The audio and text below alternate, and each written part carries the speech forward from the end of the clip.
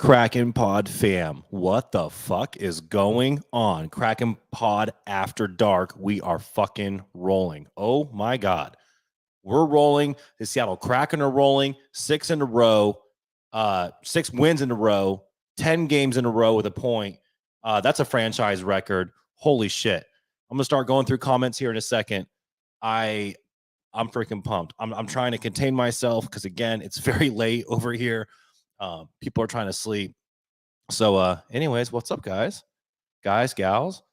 Welcome to fucking Kraken Pod After Dark. Let's actually got some wine this time. I don't know why. I saw it in the fridge, and I was like, dude, it's still weird. It's like the holiday hangover is still there because just today I was like cleaning out a bunch of shit from the fridge, leftovers.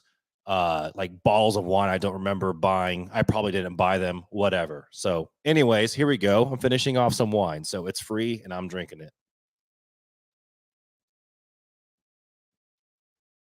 Joey motherfucking Decor, dude. Pro Joey podcast. Joey. Holy shit. Unfucking believable. Didn't obviously want to jinx him. Didn't say anything about the shutout. Ends up giving up one goal. Undertaker was so fucking close to saving him on that one, but he ends up giving up one. Whatever, dude. He's playing like he's the best goalie in the league right now.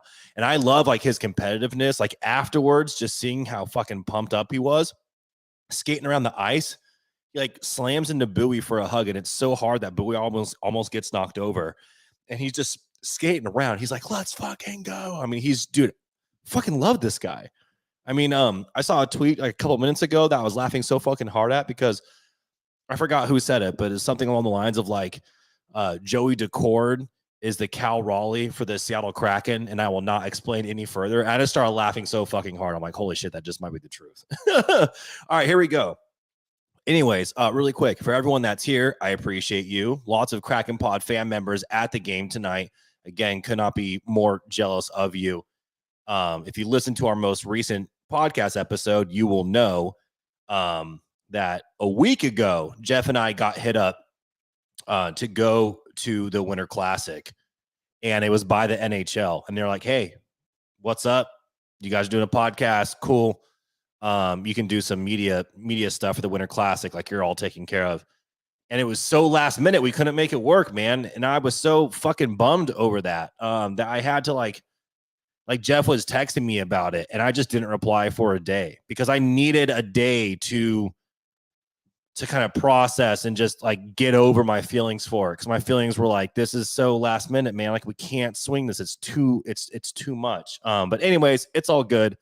We'll make up for it. But for everyone that was there tonight, I am fucking jealous. And in fact, we had a member of the Kraken Pod fan that was there all the way from fucking Adelaide, Australia. So shout out to Damon James, who hit us up tonight and took a photo and sent it to us. Guy flew from fucking Australia and is in Seattle tonight watching the Kraken, is a member of the Kraken Pod fam.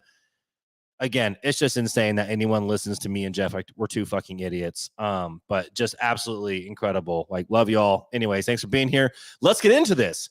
Game notes. And then let's talk about whatever the fuck you guys want to talk about. This is Kraken Pod After Dark, baby. We're talking, we're drinking, we're talking our shit, we're talking Kraken. We can do whatever we want. I have game notes. Let's get into it. And then obviously, like I always say, if you're here, hit like thumbs up and all that shit. But also leave a comment, right? Like talk about whatever you want. Drop comments, drop questions, whatever, dude. Like we're here. It's been a little bit. I apologize that this hasn't been as consistent as I would like. The reason for that being, honestly, because a lot of times these games end really late and it's really hard to do stuff this fucking late. But whatever. The Kraken don't play for like another 5 days. And I was like, no matter what time this game ends tonight, I'm doing Kraken Pod After Dark. But if it's after midnight, which a lot of times it is, I can't swing it. I don't want to wake people up. Anyways, whatever. Moving on from it. Here we go. Game fucking notes.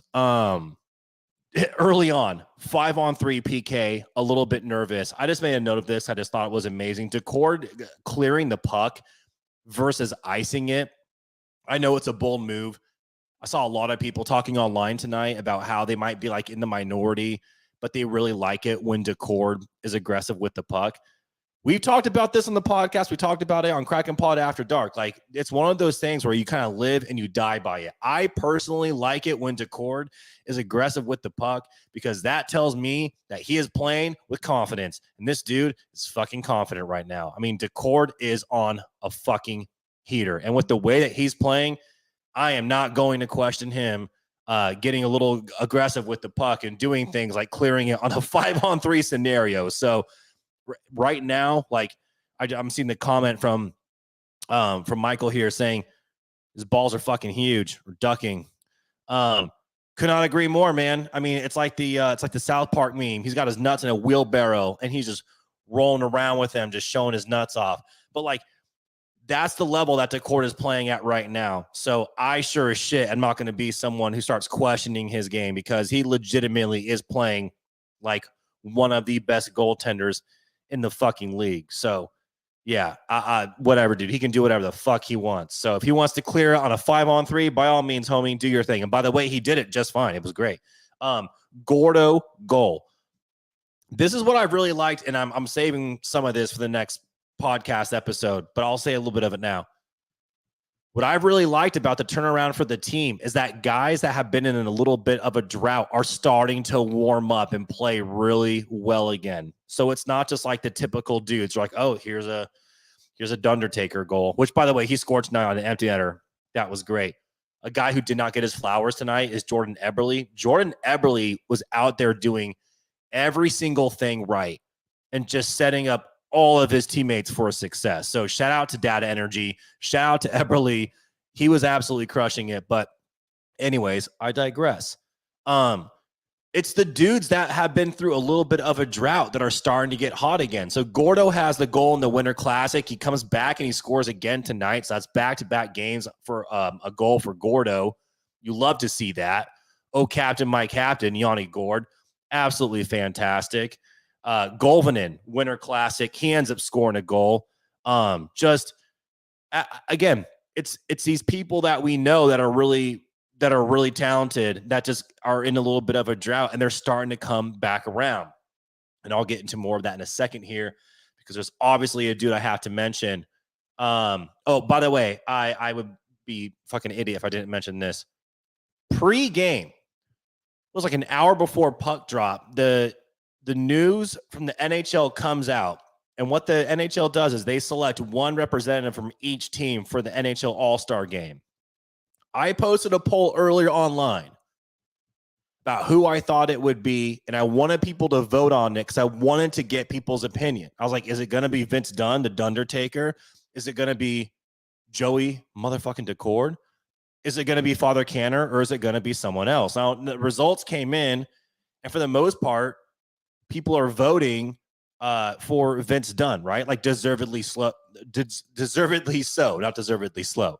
Oliver Bjorkstrand gets selected, and the homer in me isn't upset about it. The homer in me is like, well, he's second on the team in pretty much every statistical category.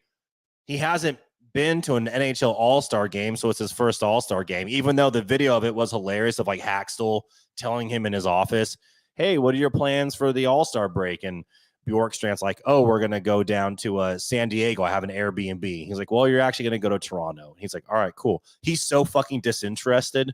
This dude's like, I got to cancel an Airbnb in San Diego to go hang out in fucking Toronto. I mean, like, I'm grateful for the opportunity, but kind of wanted to chill and not play hockey for like 5 days. Anyways, thought that was hilarious. Again, the homer in me has no issues with this at all. What I want to dive into, and I might do like a no dumb questions for it next week, is I want to get some more input into how the NHL does their all-star selection. Because to me, not only was it extremely underwhelming, I just thought it was something that I'm like, wait, you're just announcing dudes? And we get like a single graphic on social media being like, congrats, Sam Reinhart. Like, that's all we're doing. I just thought it was so underwhelming. Not only that, but also a little confusing. Like, what are we doing here? And then obviously there's the fan vote and all that shit too. But I'm going to look into it more. I might make it a no dumb questions because I really want to I really, really want to kind of just deep dive, no pun intended, Kraken Pod. I really want to like look into the all-star selection for the NHL, because I swear to fucking God, this league has so much potential to continue growing, and they just keep finding ways to just make shit so boring. But anyways, that came out. Shout out to Bjorkstrand. Silky Mitts Tatar. Oh my God. Give me a second. I'm taking a sip of wine. If you have something to drink, drink it. Comment, question, thumbs up, like it, whatever. Give me 1 second, and then we're going to talk about Tatar.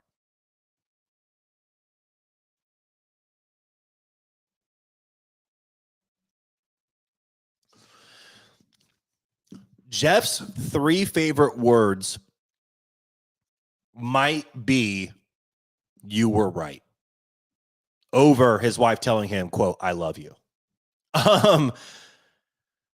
I say that because Jeff was fucking right, man. I mean, he wasn't even being Jeff Lasso.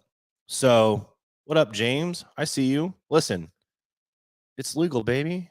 Do what you got to do, homie. Shout out to James. Really quick here.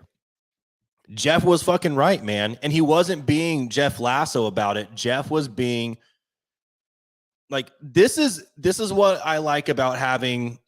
I mean, there's a lot of things that I enjoy about doing the podcast with Jeff, which, by the way, he's 100% sleeping. The fact that he was actually up this late watching the game on a school night, I'm going to text him tomorrow. I'm like, yo, what's up? Also, him and I were texting about an idea I threw his way earlier that we might end up doing. That's all I can say. I'm really excited about it, though. We just got to figure out some time. Anyways,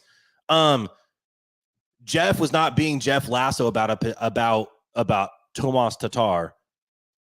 One of the things I really enjoy about Jeff is his fucking lifelong hockey knowledge, right? I mean, the guy's been watching hockey as long as pretty much I've been alive, which is fucking insane.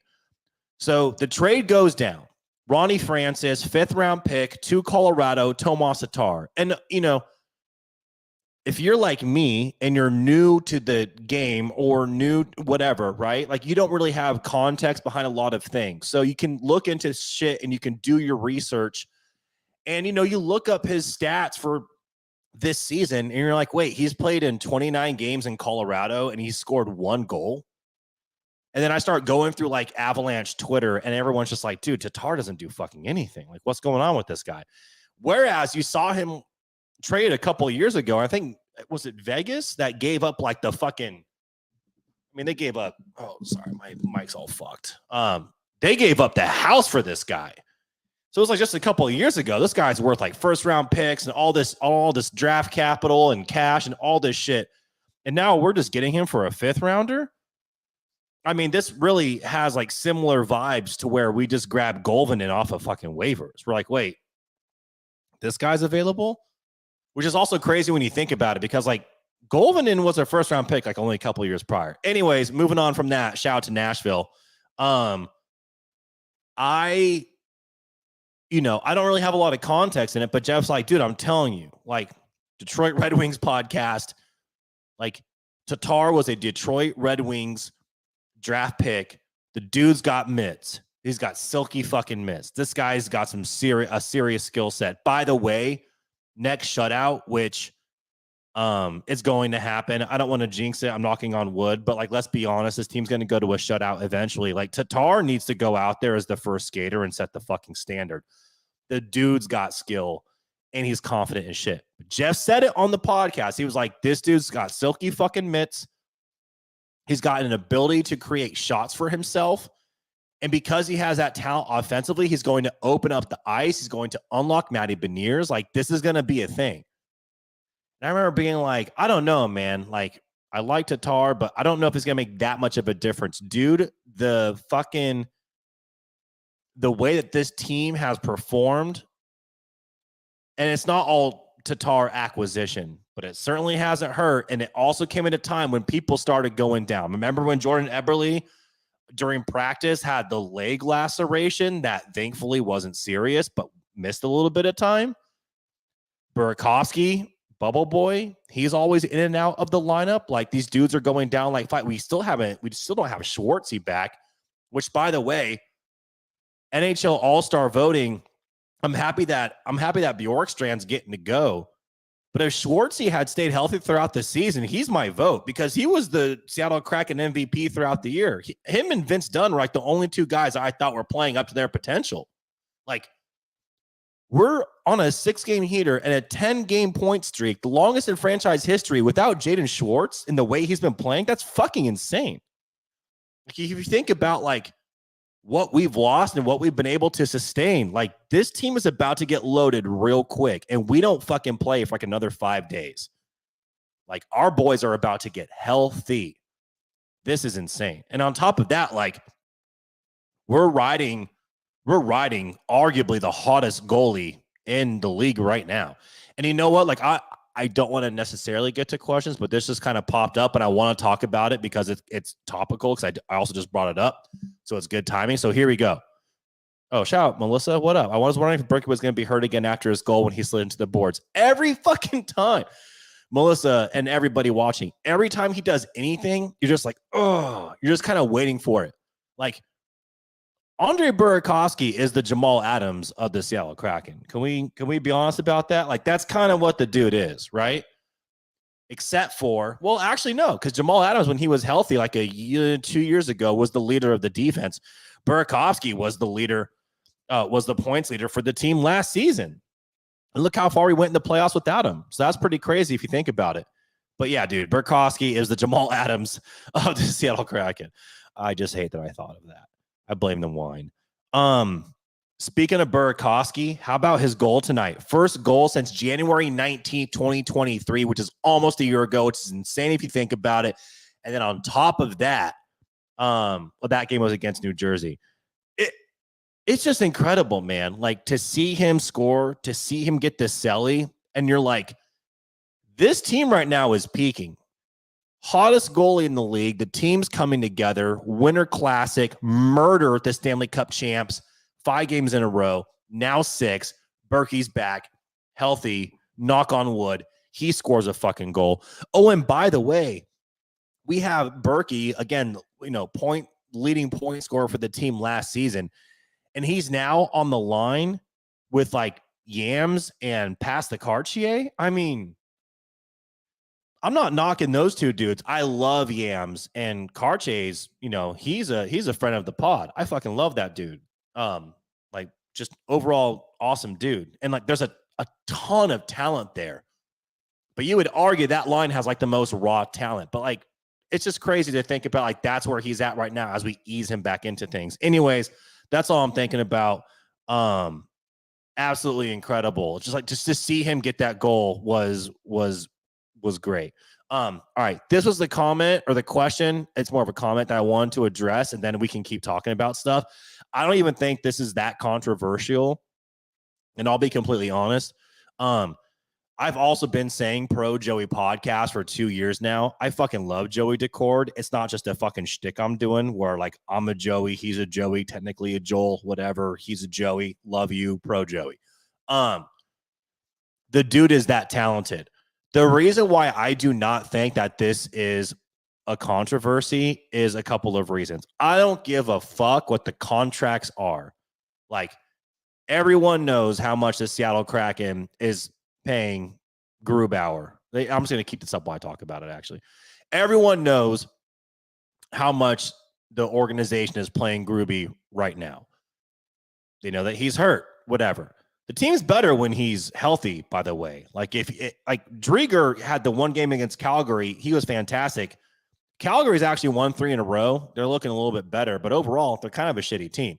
That was a great game to throw him in there. Now, historically, as I mentioned on the pod, Seattle Kraken have not been good against Calgary.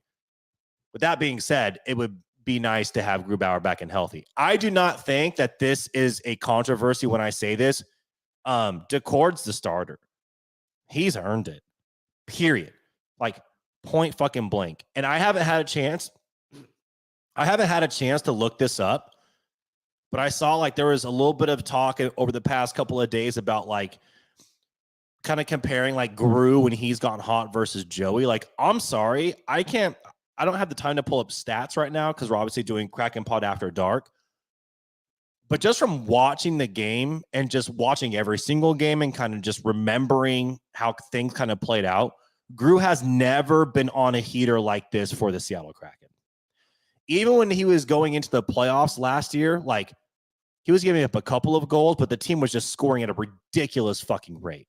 Like Joey's earned it. Period, point blank. And first off, that's not a knock on Gru. This is a Joey thing, and he's showing the fuck out. He's hot. You ride that fucking heater until the blades fall off. You know what I'm saying? That's all. And to quote Forrest Gump, that's all I have to say about that. It's a horrible impression. And on top of that, I think that Gru is such an understanding dude that I actually think that he would completely fucking understand and would do whatever is best for the team, which is a lot about his character, which, by the way, his character is one of the few things that people have not been able to criticize because he's a good fucking dude. So there you go. I would love to see what y'all's comments and remarks and thoughts are on that. So please, by all means, comment what you think on it. Because I want to, listen, this is an opinion. I don't think I'm not sitting here being like, I'm right, you're wrong, or whatever, right? I mean, I want to see what your take is on this. I don't even think it's a hot button topic. I think that even when Gru comes back, Joey is the main. He's 1A because he has fucking earned it. It has nothing to do with Gru, has everything to do with Joey. And I think that Gru will understand that, and he will fucking stand back and let this dude cook and come into his own. Because right now, what we are witnessing with Joey Decord is a young 27, young goalie at the beginning of his NHL career, really starting to gain his confidence and be that fucking dude, because Joey Decord is him. And I think that Gru recognizes that, and he can be a great mentor and just let him fucking cook. And as long as he is hot, this team rides Joey all the fucking way. Because if he's going to keep playing like this, the Kraken are fucking going into the playoffs, and they're going to be a team that no one wants to face. Period. Because when they play like this, they can beat anybody, fucking anybody in the league. Look what they just did to the Stanley Cup champs. They just got shut the fuck out at the Winter Classic, which has never been done in the history of the Winter Classic. Like, this team can beat anybody. This is the team from last year that can beat anybody. They come at you in waves. First line through fourth line. How do you want to get beat? Death by 1,000 paper cuts. 1, 2, 3, 4, just boom, boom, boom, boom. Oh, and by the way, on a side note, this isn't like a conspiracy theory thing. I'm kind of just reading the tea leaves here. I think the Seattle Kraken are going to make another move. And I think that if they kept playing how they were before, where they just look like a bottom, what was the Biz Nasty quote from 2 years ago? Bottom of the barrel team. I think that they were going to be sellers at the deadline and might start dumping a dude or two. That is no longer the case. We have seen that with Tomas Tatar. We have now seen that with this 6-game winning streak, the 10-point game streak as well. I would not be surprised if Seattle's making another move here in the near future.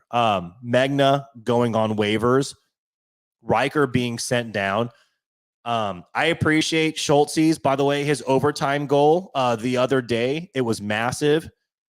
With that being said, I'd rather have Riker Evans be skating in his spot, but maybe there was a reason why he got sent down. All I know is that I think another move is coming in the future. I don't think it's going to be anything like splashy across the NHL, but if we can get like another fucking solid defenseman, these boys are rolling. All right.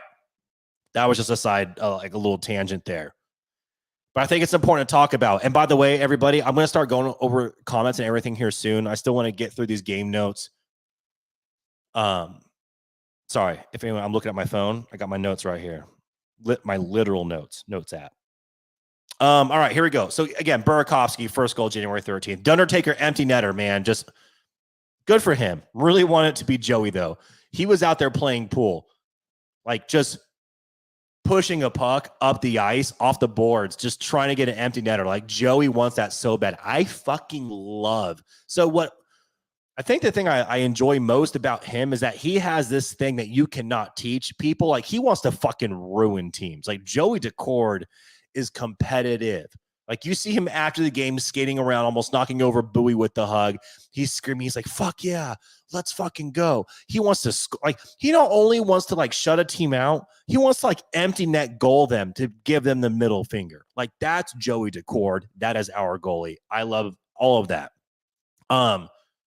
I just thought this was a nice little stat that I picked up on. On bobblehead nights, the Seattle Kraken are 7-1. We got to keep making more bobbleheads, y'all, because goddamn.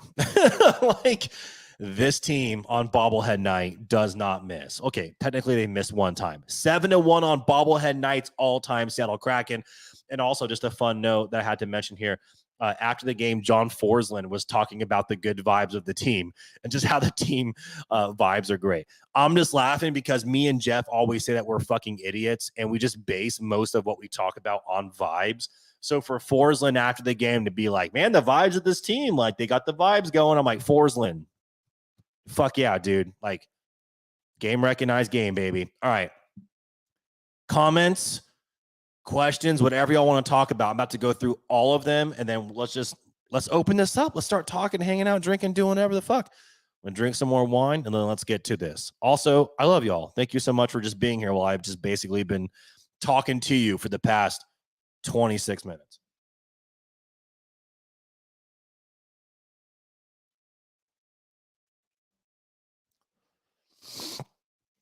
Oh, shit. You know what?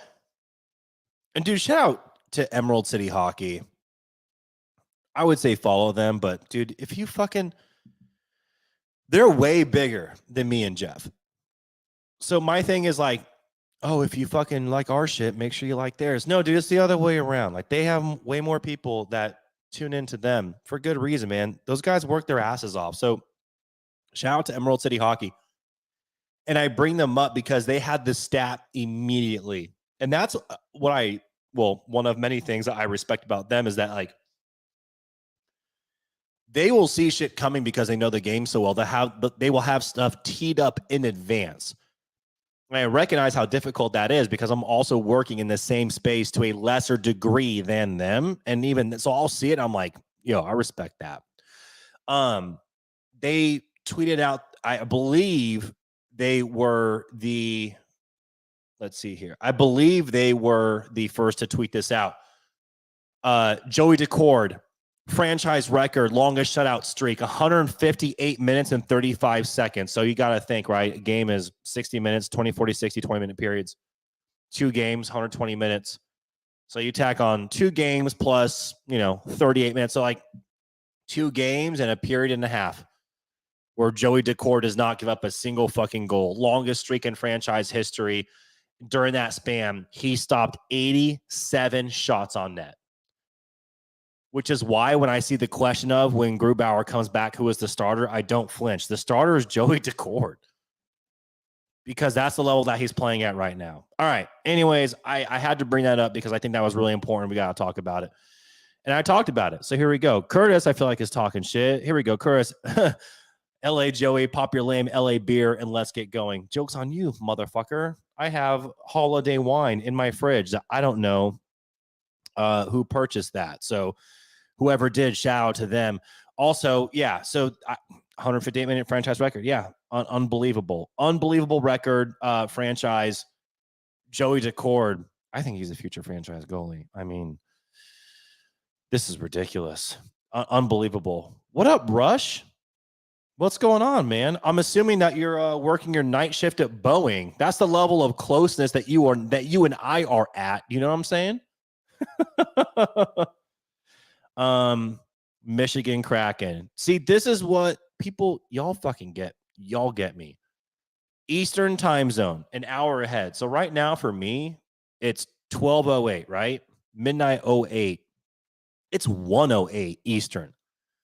It's fucking hard to do Kraken Pod After Dark and get jacked up on Mountain Dew when it's late at night. So Michigan Kraken, like, respect because you understand 100%. Michael, this is fucking hilarious.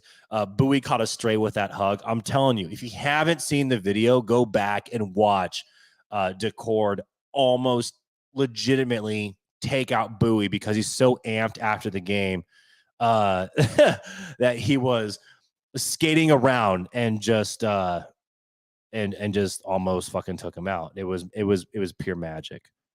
I got to read this hot take. I haven't had a chance to read it, so I'm going to read it live, and then we can discuss it. And I promise you, I'm going down like in chronological order. I will get to everyone's comments as much as I can. All right, here we go. Hot take. If Burakovsky can stay healthy, I actually try to use him as much as possible, let him shine so we can unload him at the end of the season. Oh, man. Fuck, man. Maybe I should have read this in advance. I was not prepared, Michael. What the fuck, dude? Trying to booby trap me over here? I've been drinking wine for like 3 hours, homie. What the fuck? No, I'm kidding. I actually have a quick thought on this. 1 second.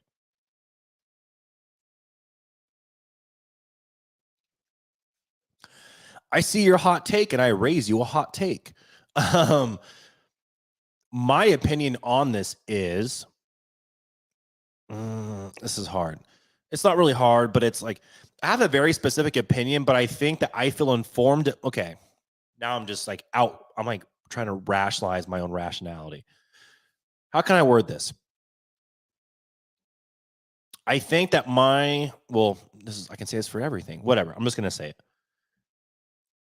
I believe that NHL general managers across the league have an understanding of what Burakovsky brings to the table, as well as him being injury prone. He's the Jamal Adams of the Seattle Kraken. I hate that I thought of that. I also say that as someone who covers the Seattle Kraken and watches every single game. So I am making an assumption that every NHL GM does their fucking job and is aware of the skill set of Andrei Burakovsky.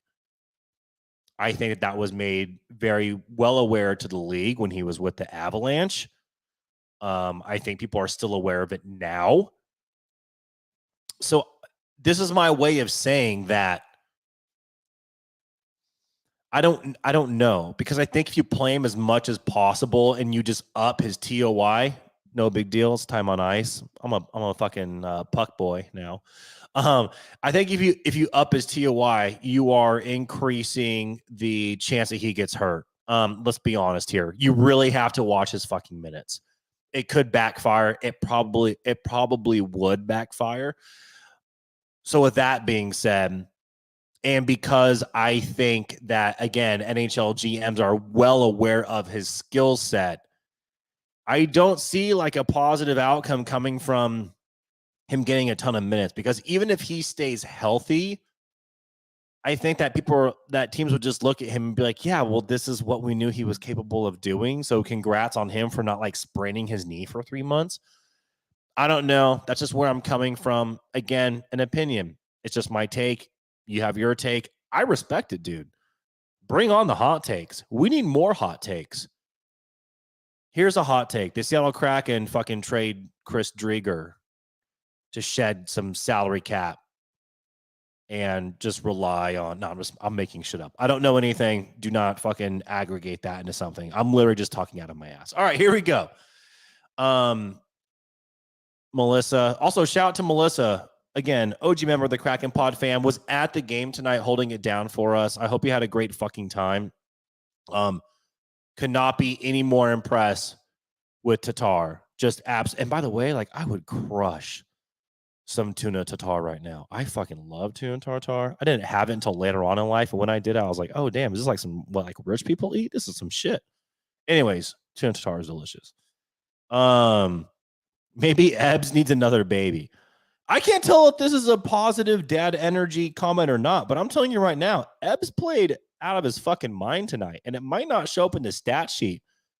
But like I said earlier in Kraken Pod After Dark, which we are currently all a part of, Ebbs was doing all the right things and setting up his teammates all night.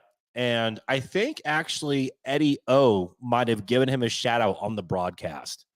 He also dropped a neigh, which, you know, the Kraken are rolling when he's making horse noises. Like, we're fucking rolling, baby. Oh, also, because ESPN's fucking dumb over here and it doesn't label which broadcast is which. I accidentally clicked on Ottawa's broadcast for like the first minute and a half, and I had to switch back over. Snooze fest. Oh my God. We're so lucky.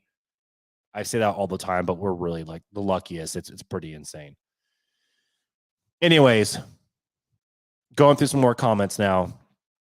I was wondering if Berkey was going to be hurt again. Yeah, went over that. Absolutely. I love this from Glenn. Joey. Dude, just unbelievable. We ride the hardest goalie. Pause. We need to keep Ryan. Someone's getting rode. You know what? I mean, maybe Joey Decord's pulling a DK Metcalf and just having threesomes after games and shit. Hey, man, listen, they're all adults and it's all consensual. Do what you want, baby. I'm telling you right now, if I was like a star athlete living in Seattle, I'm just balling the fuck out. I'm probably doing some wild shit too. And this is why it's Kraken Pod After Dark, because I'm saying way too many things. So we're going to move on from that conversation.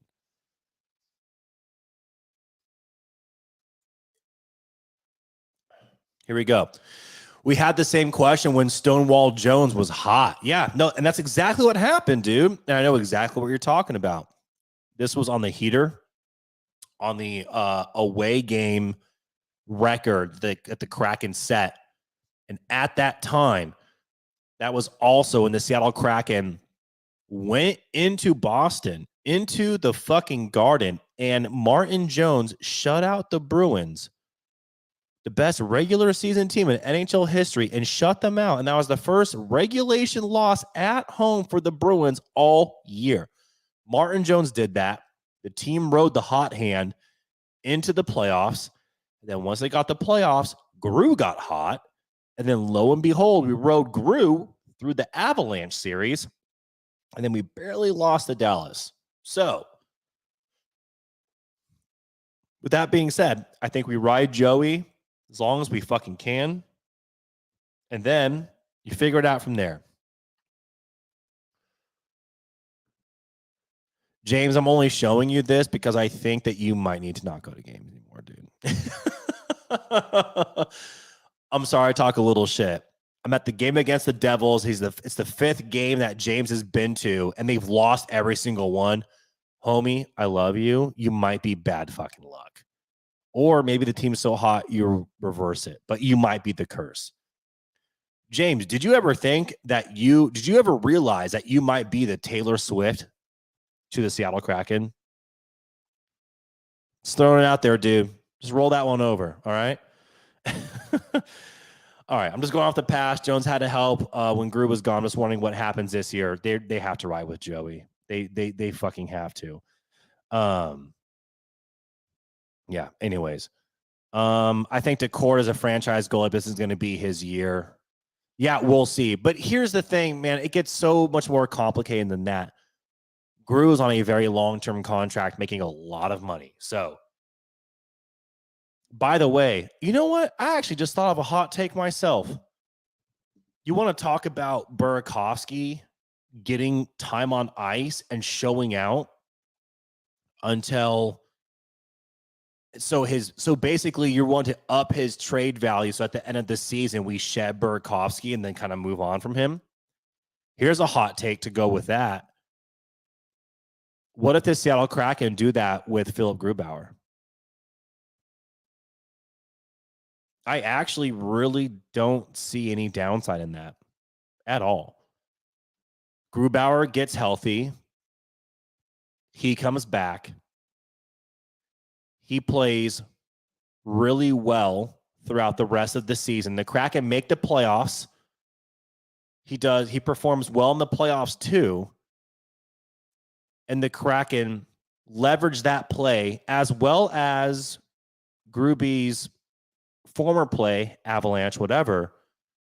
And they use that to strike a trade with the team that is in desperate need for a goaltender, and they shed a lot of cap and open up their flexibility.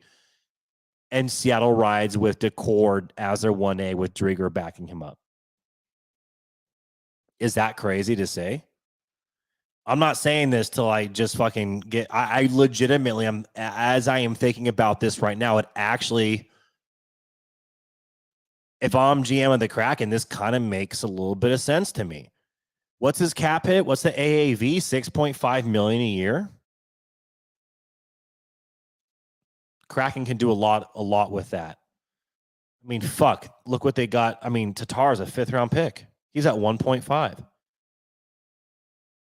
Imagine swapping Guru for like 3 Tatars. I'm just saying. I'm not saying they're doing it. I'm not saying I've heard about it.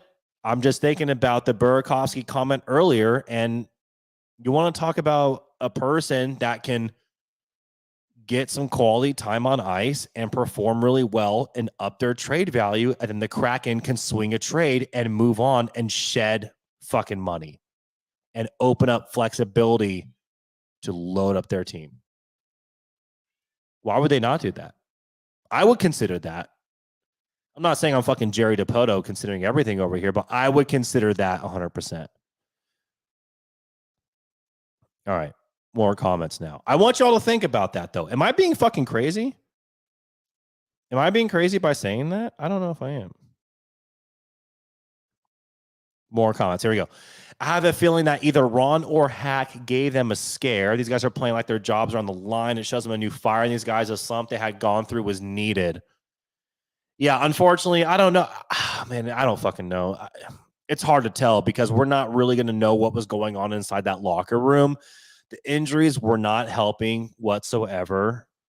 You know, it is what it is. All right. More comments here. Wait, hold on. What up, Michelle? Celebrate tonight's win with an Unleash the Kraken bomb shot. Fireball Kraken and Dr. Pepper with cream soda? Dude. Can you fucking share that recipe with me? So I did you create this? This is like, now I'm just going to date myself. Whatever. I'm not as old as Jeff yet. I remember in college, we started doing a thing because like this is when like LeBron James was like the dude. I mean, like he's still, I mean, it's anyway, whatever.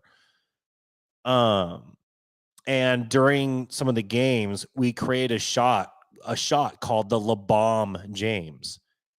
And the shot was you had to do the powder, right? So you had to do the powder like he does pregame and throw it up in the air.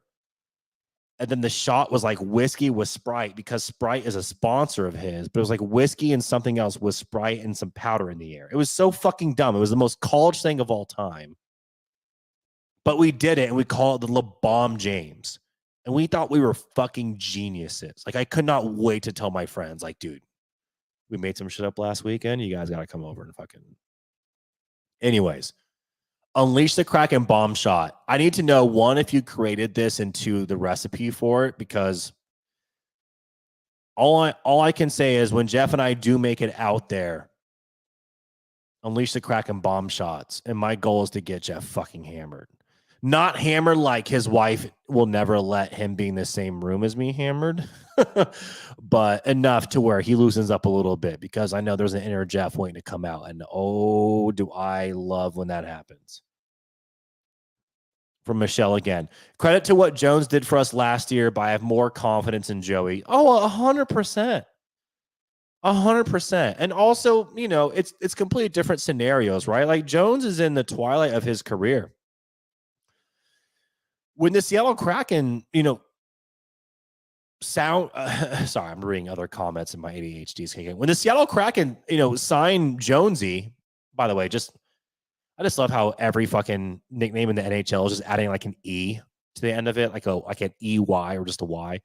But they needed a veteran goaltender to bring in. And you know what? For what we paid and his purpose, what the organization was, he did exactly that. So I have nothing but love for Jonesy. I love to see him thrive. Even if he goes to teams I fucking hate. All right. We have to be careful not to get amnesia, but the star of last season keeps showing up, showing out. No anyone a chance to take us back down that road. Cannot agree more. Listen, long season, 82 games. Yeah, we still have a long way to go. By the way, I think we played like 6 or 7 more games than the Kings, and they have like 1 more point than us. So as much as I still like to celebrate things, I keep shit in context because you still kind of have to. So throwing that out there, not trying to bring things down, whatever, moving on.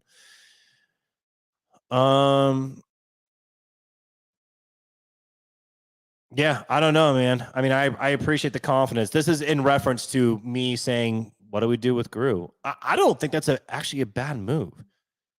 People would be upset, but we move on. Dude, if the Seattle Kraken could shed that salary cap, I'm just saying, I don't think it would be a bad move at all. I mean, he's with the team for like another 4 or 5 years. Anyways, I don't know who follows the NFL. Dude, I'm a diehard everything fan. I mean, like I grew up football, baseball, basketball, like kind of in that order. So yeah, anyways, I follow the NFL. I'm just laughing at this. Gru reminds me of Russell Wilson from the Broncos. Shit happens. Look at what Denver gave up.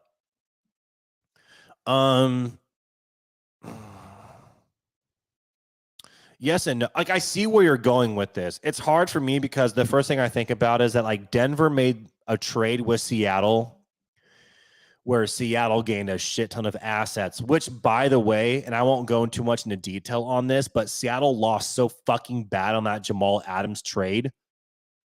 I was thinking about this last week because Jamal Adams just got placed on IR for Seattle for the rest of the season. Not that it fucking matters anymore.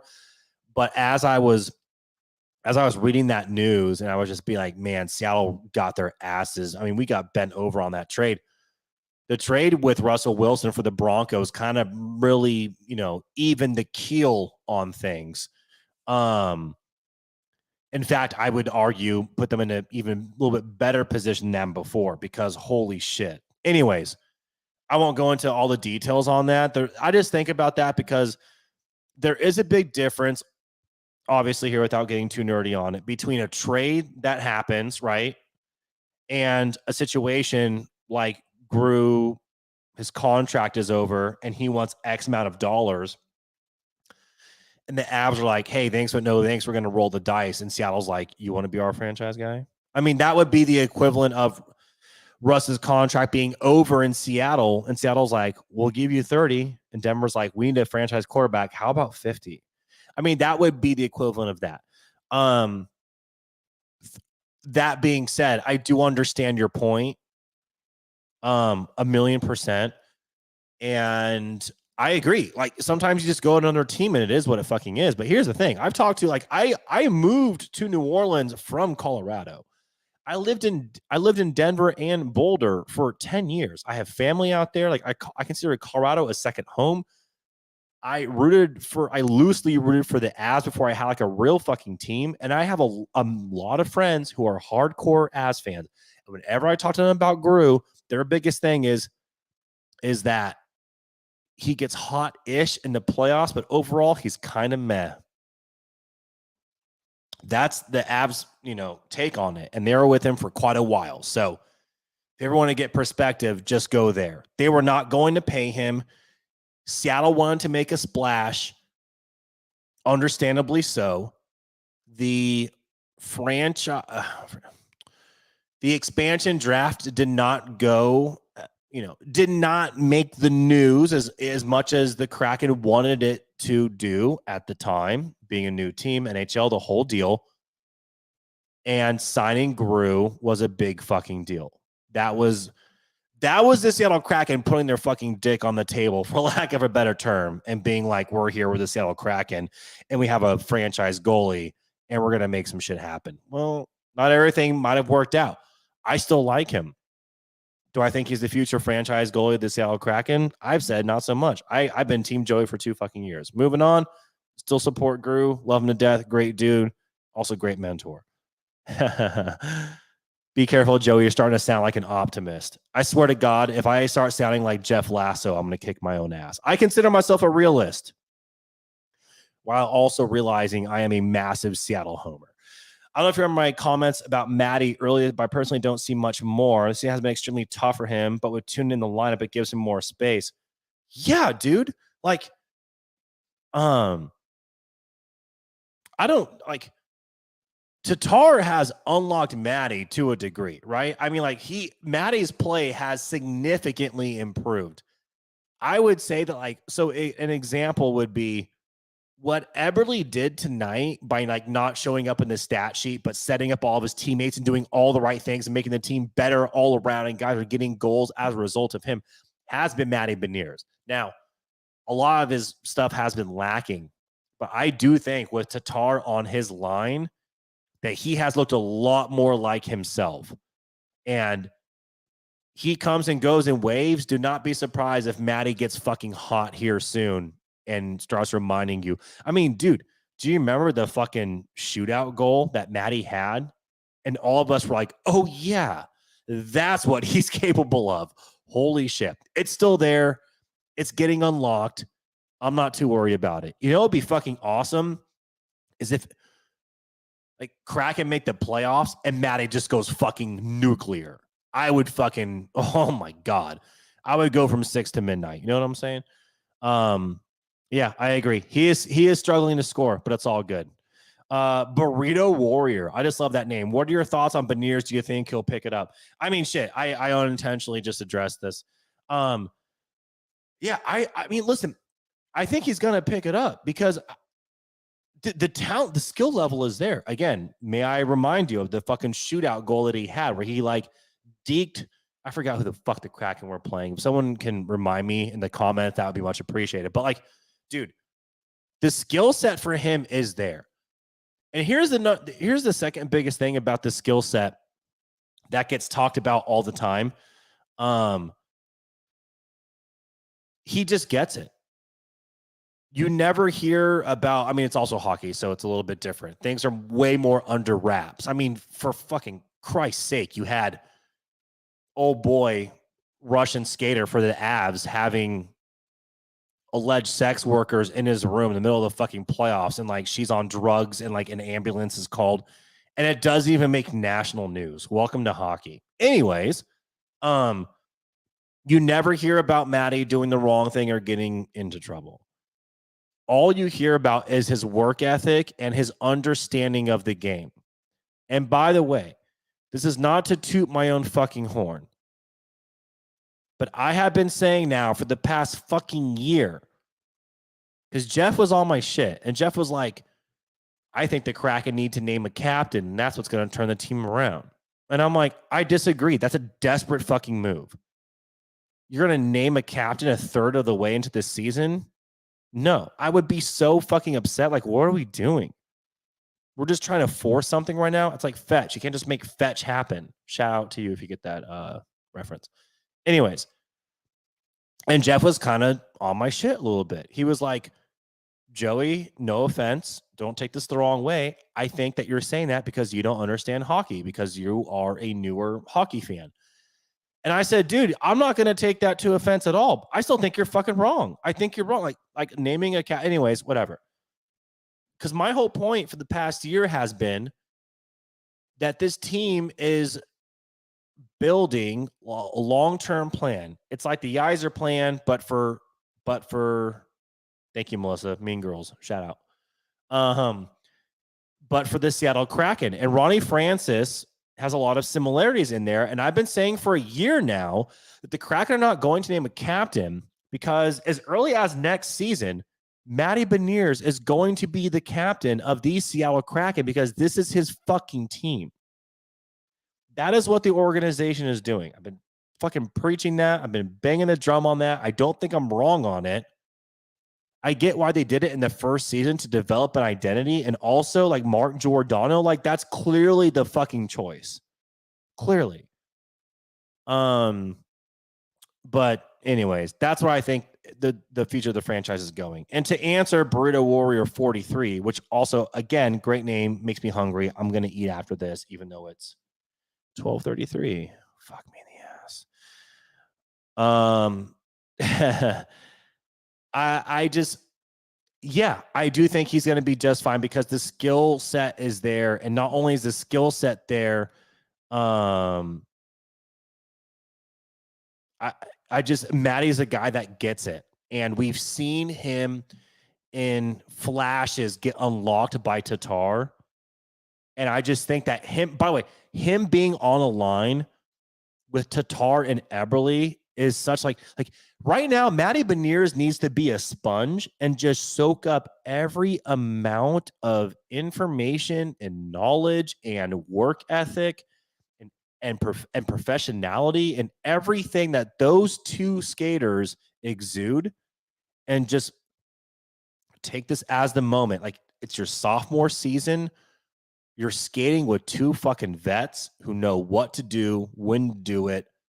They're good dudes, all that shit, and learn from it and be better. And I'm not worried about Matty Beniers. I'm not worried about him.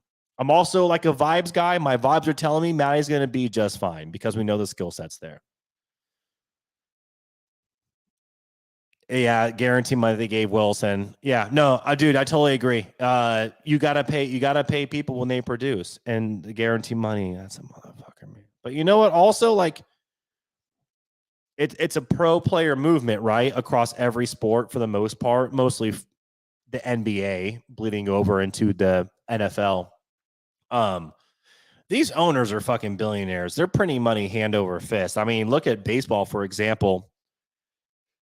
The owners of the Seattle Mariners have been printing money off the backs of people like me and you since I was a kid. And they have no interest in providing a baseball team that actually competes for a World Series. Meanwhile, they're going to sell out how many games because of Julio and just continue to fucking hit the register. Cha-ching, cha-ching. It's fucking bullshit.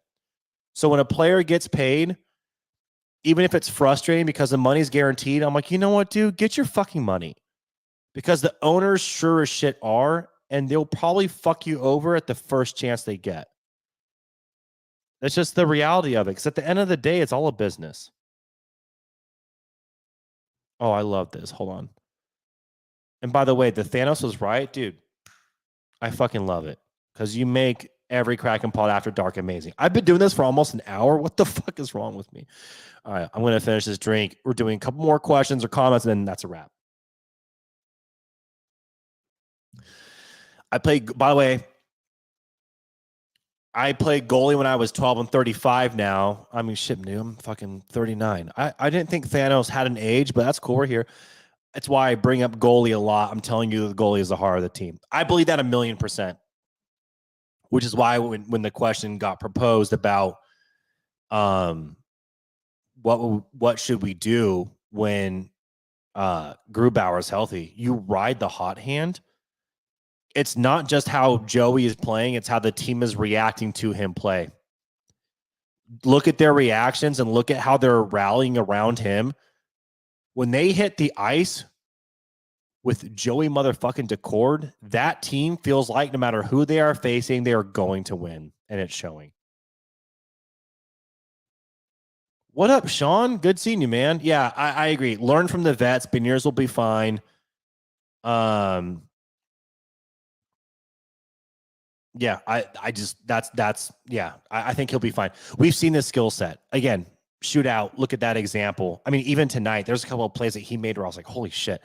And it's not all showing up in the stat sheets. If he has to have 1 year where he takes some lumps and doesn't really put up a ton of stats, but learns and grows his game and continues the same work ethic he's had before, watch out for like Matty Beniers' junior season going fucking ham in the league. I'm telling you right now, he is that dude.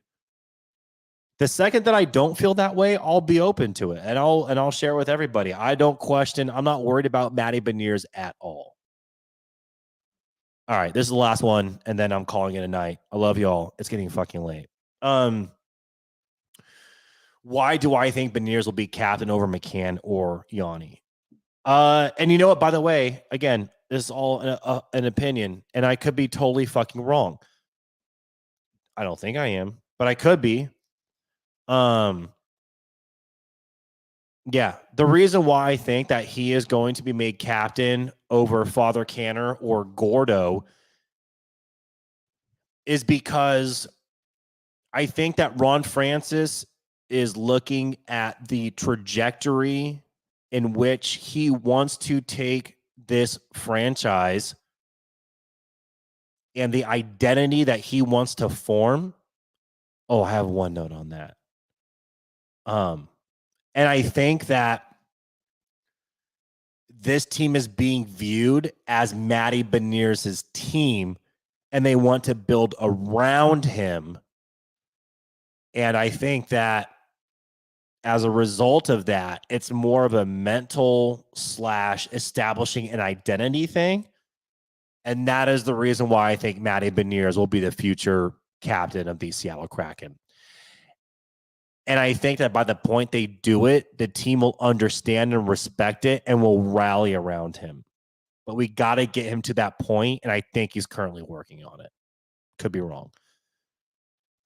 The one thing I had to say, speaking of team identity, and I'm just gonna say a quick note on this, and then I'm wrapping this up. I don't know. Okay. I'm like trying to word this without saying like I'm being fucking negative. Sometimes the Seattle Kraken frustrate me as an organization because I think they try so hard to be the PC hockey team that appeals to everybody. You know, family, friends, old, young, men, whatever. I think that, and I understand why. I think that the team just tries so hard to be like the good guys that it worries me that it might hold them back from doing something that can get this team to the next level. And like in terms of like acquiring a guy who might be like a little bit of a gritty motherfucker, right? Like a Daniel Sprong, who, by the way, got booted from the team because of who he is as a person. That's not a surprise. Piper Shaw told us that on the fucking podcast. I bring this up because, and listen, this is not a singular thing the Seattle Kraken do. So I'm not calling out just the team. I'm just saying other teams that do this or whatever. It might seem like a small thing, but to me, it's indicative of like the culture of an organization. After the Winter Classic, Will Borgen, who, do you have a goal? I've had pretty much a ball of wine tonight. He did have a goal off the shoulder. Beautiful fucking goal. It was like a fucking like a knuckleball fucking puck. Post Winter Classic, he's in the locker room. By the way, I looked it up. Will Borgen is 27 years old. And Will Borgen has himself a beer or two at his locker, and he is enjoying a very well-deserved ice-cold adult beverage, just like I have tonight on here. And shout out to Lindsay, PR, who we've worked directly with, set up the Ty Karche interview, very good at her job. She, understandably so, is following, I don't want to say following orders, but she's under the instruction of the franchise, who tell her, rip the fucking beers out of his hands. He can finish that when he is no longer on camera. I'm sorry. Will Borgen is 27 fucking years old. Like, we are in a fucking country where people can go to war to defend the United States when they are 18 years old. I'm only using that reference because I was in the Navy for 4 years when I was 18. But anyways, I